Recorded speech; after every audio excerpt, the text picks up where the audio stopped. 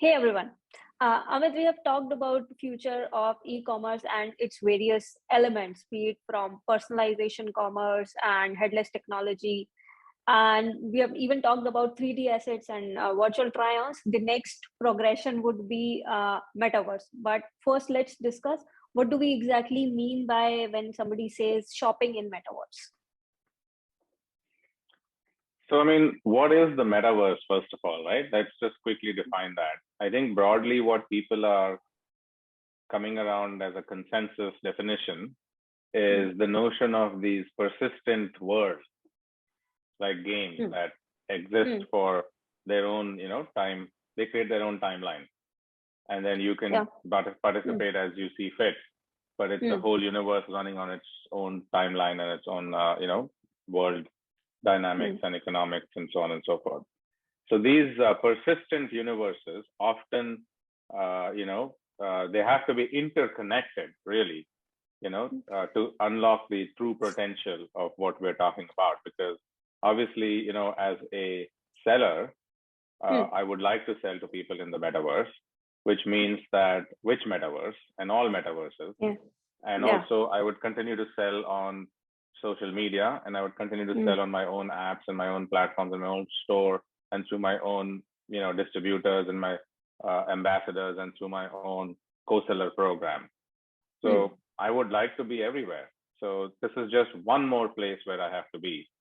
And it should have no differentiation with regards to how the seller functions, right? An order comes through and it just works. Of course, they could do more engaging things and actually participate in the metaverse in a different way. But the actual mechanics of making a sale should be exactly the same. Then on the other side, from the buyer's perspective, you're interacting with new forms of, interactivity, right? This new digital experiential layer and people and things and all that. Spatial computing, right?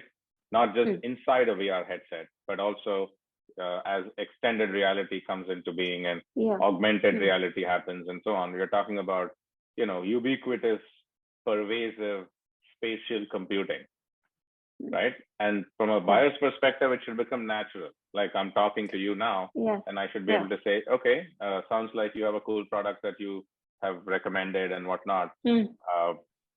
I'd love to buy it from you. I mean, if you want to facilitate that, right? Like I'm going to buy it from them, but I'd rather buy it from you because it's the same product, same everything. You represent the full business, really.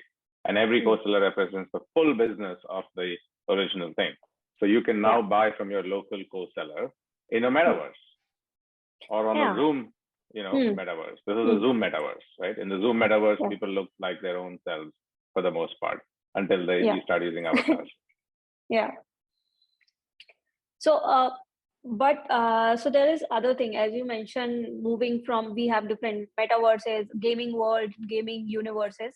And there are, if we go into detail about the products that are put up in these universes and how they're moving from virtual products to actual real replicas of those products or real-time experience, where the lines between a virtual world and the real world are getting more blurry with the coming metaverse.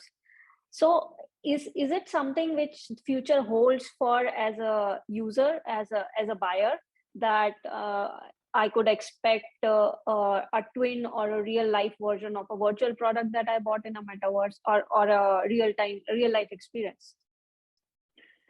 Yeah, I mean, I think what you're seeing with the retail and ultimately the business side of the metaverse is that you're creating a virtualization layer for whatever product or service or experience or what have you that you're offering.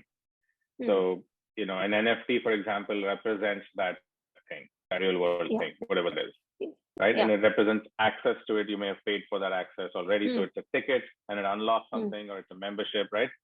At the same time, the product that you're buying also could be represented by that digital twin, and it may have its own properties.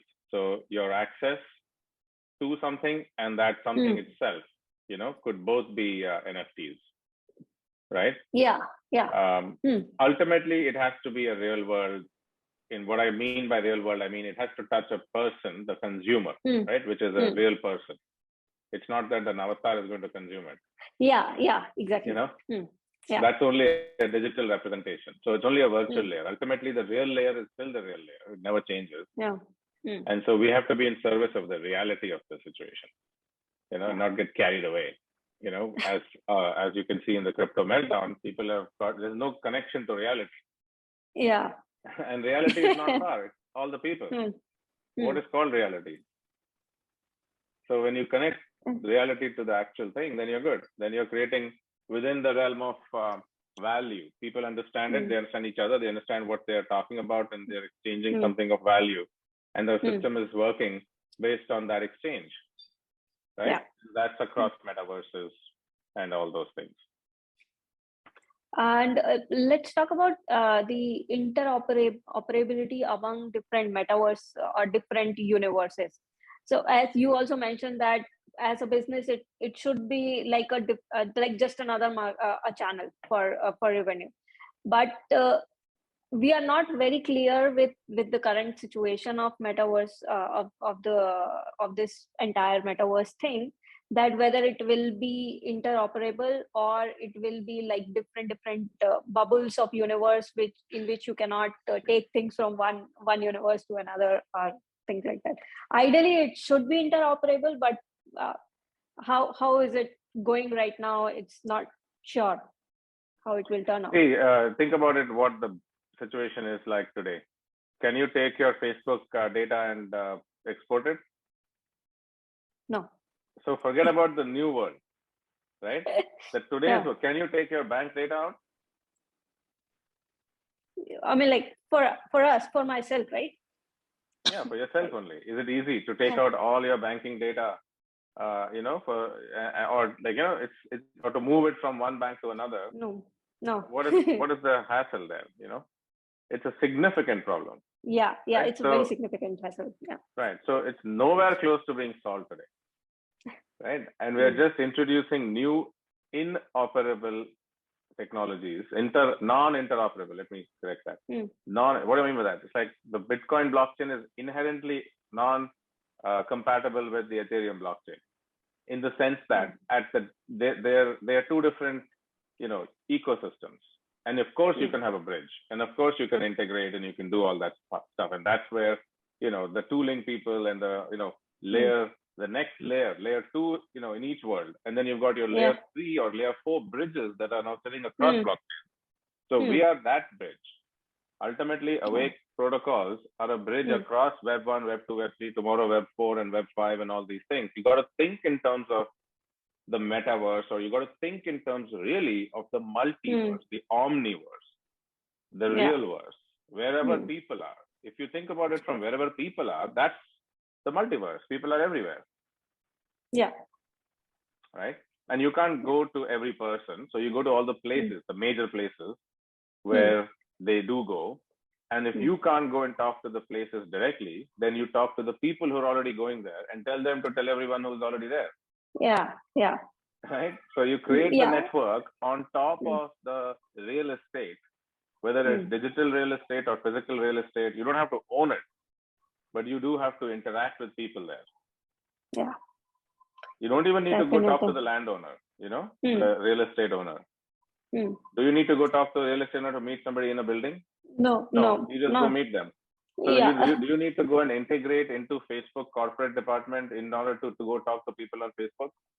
No. So the integration layer does not have to be at the technology layer.